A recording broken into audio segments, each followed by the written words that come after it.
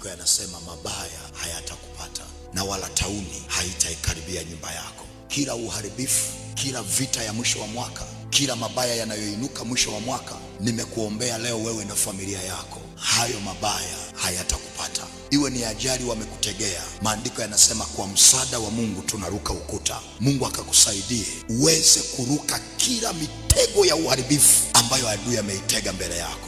Na yule Mungu aliyekupa kuona mwaka huu wa 2024 ndiye atakayekupa pia na neema ya kuiona 2025.